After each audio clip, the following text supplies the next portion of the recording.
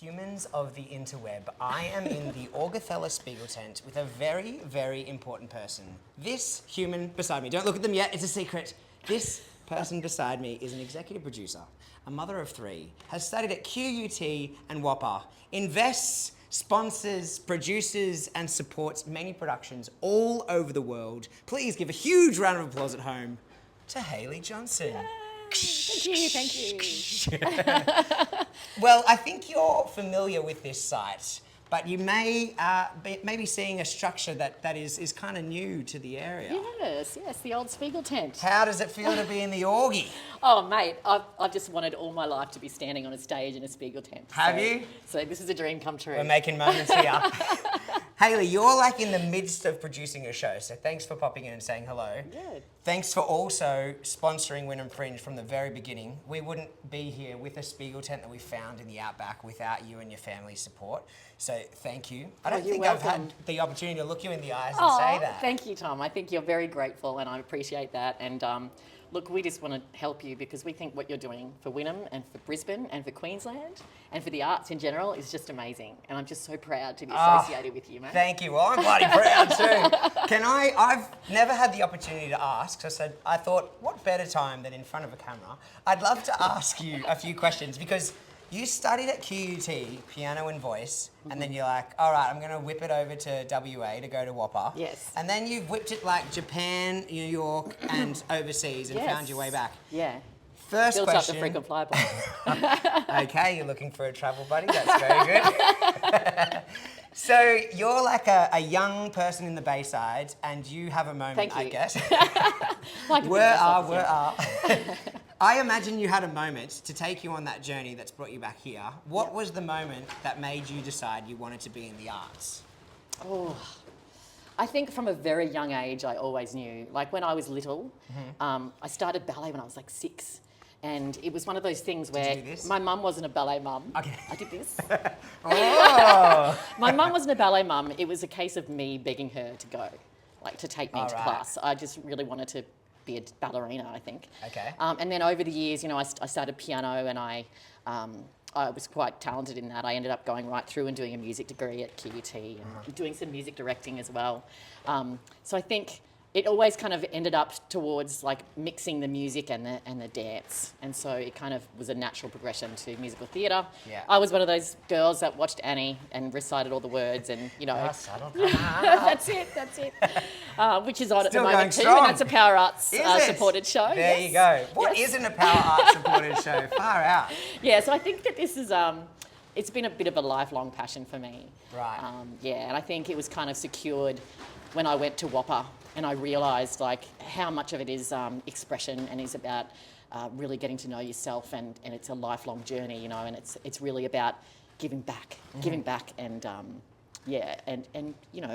providing entertainment for the masses and helping them in times like COVID, to get through, life's Tough struggles. time, yeah. And you do that in spades. How many shows has Prospero Arts produced since its inception, which is not that long ago, right? Oh, Prospero, I thought you were going to say Power Arts. No. Power Arts, we need to boil the kettle. We've got a few years worth of jogging. But Prospero is like 2-3 years old now. Yeah, so we started in November 2022. No way. With Singing in the Rain, with your lovely partner, Ange. Ange, yep. And then we did Wizard of Oz, we did Jersey Boys, we did Pirates of Penzance, and we did Dusty just recently in June. That was awesome. Yeah, so this is our sixth show. Yeah. Sweet charity. Over 3 years. Yeah, Far 4 years. Was that dance class in Wynnum as well?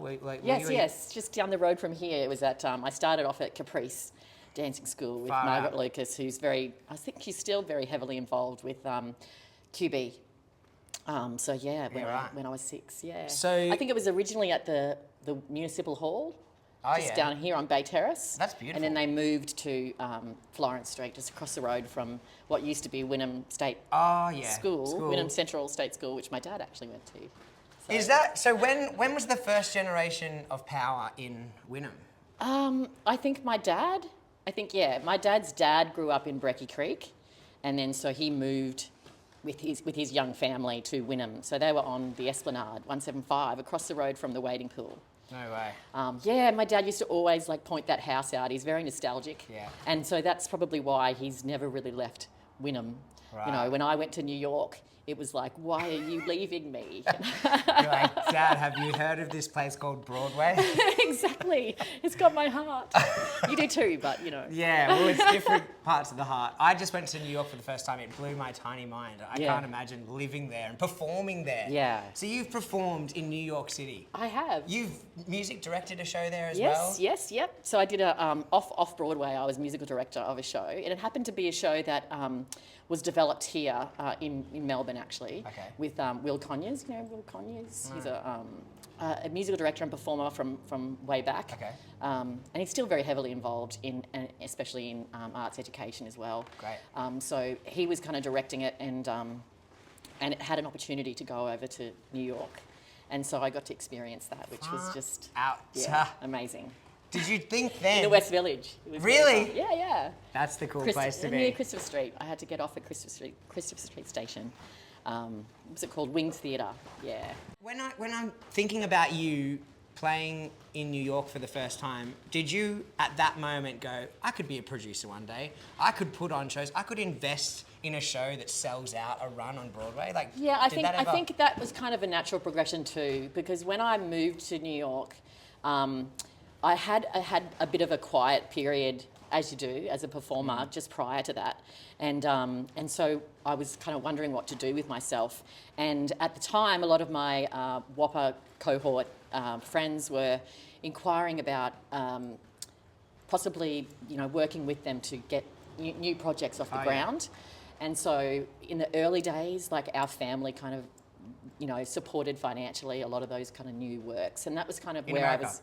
In Australia, before I went to New York. Okay, yeah. And so then it kind of led to me establishing with my dad and my brother Power Arts. Sweet. Probably a couple of years or around the same time as when I kind of went over to New York. Right. So then as Power Arts kind of grew and my brother Dare was supporting it from the home base, while I was still chasing the performing dream, it grew over time, and then I had people like John Frost looked me up when he came over, and he started asking me to go and attend readings. Oh, right. And I think there was this really special moment where we were looking into investing in Dr. Zhivago. Oh, wow. And Frosty invited me to Carly Simon's apartment on the street along, oh my God, I've forgotten the name, but the street along side the... They all look the same, those streets. I never know where... They've got numbers. Is it West End Avenue, I think? Okay. Anyway, Maddie Robinson will be saying, Hales, it's this. But anyway. Hello, Maddie. Yeah. And so they did a reading, and they sang, and it was Broadway producers filling the room, and it was, Broadway performers singing the songs from the show. It was like a workshop reading. Yeah. And then the best part of all was like, for little old me, was like after it, Frosty turned to me and said, what do you think? Oh, wow. What do you think? And I'm like, I love it. I hope that was a good choice, but... it was awesome. Did you? Yeah. So was that the moment? Like, was that where you're like, I could be a producer? Or did it take a few years to go, I'm going to do it now? I think, maybe the switch from like being an investor to actually being someone that produces their own shows, that might have been, a big step along the way, yeah. Far out. So from the ballerina near Bay Terrace to the Broadway investor to now Prospero Arts that basically brings Broadway to Brisbane and makes works of scale that play at QPAC for Queenslanders to be in and Queensland audiences to visit. Yes. Was that in the pipeline when you were in New York, or how did Prospero kind of become a thing? Oh, actually, I think towards the end of my time in New York, I think I was there with my now husband, and I think I was, I think you can do a lot more in New York in a short amount of time than you can here. Yeah. So, I think I was getting towards the end of my 20s, and I was like, I had my partner for life, and I was like, I want to find something that's going to help me settle down. And I had Power Arts, and I think Power Arts was good for the early days when I had children, because it wasn't full-time, it wasn't regular. Yeah. But I think I was kind of already, because I'm such a planner, I was already kind of thinking, what is something that's going to be more full-time when the kids get older, and that I still feel like I have a purpose, you know? And so I think that's kind of when it started to head that way. Well, I started to get those ideas. And I did have a conversation with John Frost, and he was sort of saying, I think that you'd be great. He kind of picked me out and said, I think you'd be a great producer. And yes, Dad, it's his fault. Well, Well, thank goodness he said that, because, I mean, now you've done 6 works of scale in Brisbane and hopefully many more. And you've employed, I'm sure, hundreds of people and thousands of audiences have seen things that you've decided to put on. Yeah. And that's no mean feat, I tell you what. I know how hard that is. Yes, you do. The Olympics are on their way. I'm interested in thinking about this constantly. How do you think the arts and sport are going to coexist towards the Olympics? I feel like your family perfectly represents both of those things. I feel like there's an opportunity ahead, but I'm still trying to suss it out. Well, I think it's a great opportunity for us, and I think you and I'm guaranteed that you and I are going to work towards this because we're passionate about it. I think it's a great chance to showcase our city, both culturally and, you know, in other ways, I guess. Yeah. I see one of my goals, and I think, you know, it's kind of another natural progression, is to focus on the connection between the sport and the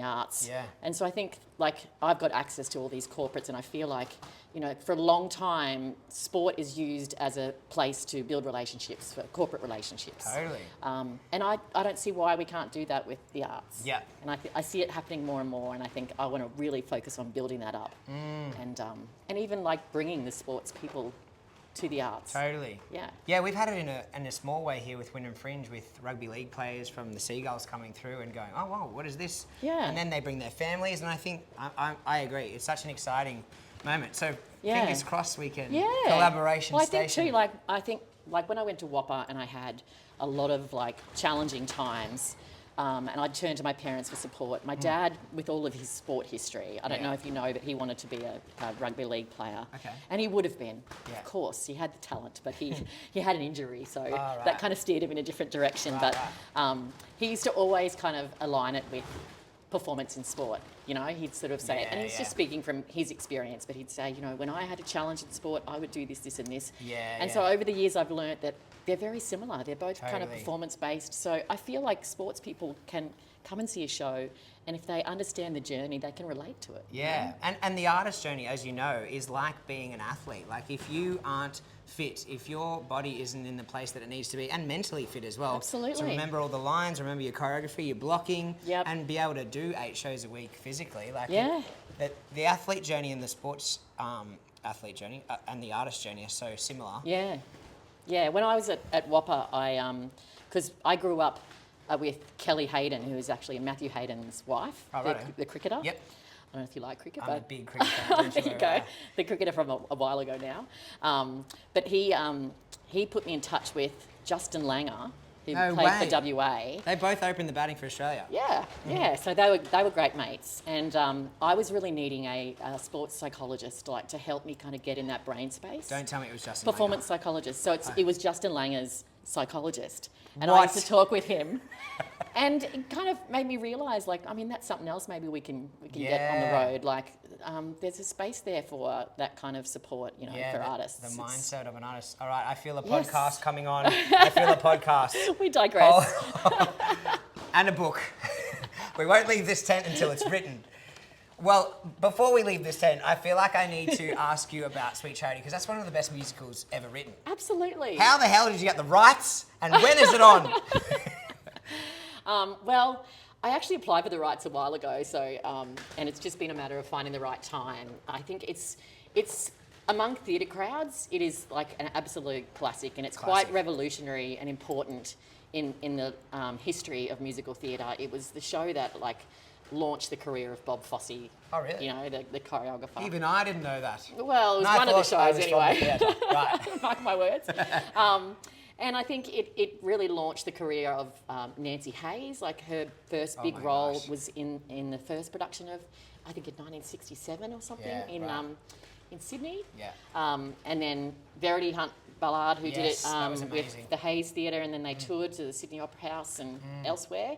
Yeah. Verity was in my cohort. She No was way. the year below me at WAPA. You taught her everything she knows? Of course. Yeah. Yes. Yeah. And so I think in theatre crowds, like, it's very well known. Yeah. In Brisbane, you know, and Queensland audiences, not as well known, but you know, it's got all the ingredients for a great night out, and you know, it's basically like it's about a young girl who's trying to make it in NYC in life and love. Sounds a bit familiar. Okay. It's got the some Hayley great Johnson dancing. story. It's got some great dancing. It's Yeah, got some right. great music, and we've got, you know, such an awesome cast. We've got, you know, Lauren Hunter, who's actually Yes. from Brisbane, but she went over to Whopper as well, and she's Okay. had a career obviously in What a Sydney and talent. Melbourne, and What a singer. yeah, she's amazing. Simon Burke, another Burke. legend. Yes, I remember him from Play School, but you may No. not. I saw the end of his Play School kind of time frame. Yeah. But what an actor, yeah. A lovely human as well. Yeah. You've got Queensland performers, but you also partner with the Conservatorium, right? You've got a couple of pathways. Yes, we've got a couple of grads, yes, from, You- it used to be the Con, and now it's called the Queensland Academy of Excellence in Musical Theatre. And it's really It's a short exciting. title. Yeah, QAEMT. And it's really great to see, like, this is their first, like, their debut outside of uni, and it's really great to provide that opportunity for Yeah. them. Yeah. So, Sweet Charity at QPAC, the Hayley Johnson story. Is what are the dates? The 11th to the 14th of December Okay, in the concert hall. at the QPAC Concert Hall. So that's about a month away now. Yes. Oh, Well- we'll start rehearsals very soon. I feel like I want to start a podcast with Hayley, and maybe that's a conversation for another day. But I want to again look you in the face and say congratulations on everything thank you've you. achieved, and thank you for supporting me and many Yes. other artists across the world. Big congrats to you too, Tom. Thank you. You've got great guns. We're doing the best we can. Give us a hug. Chook us for the run. Thank you. Sweet Charity Legends, book now. Come see it.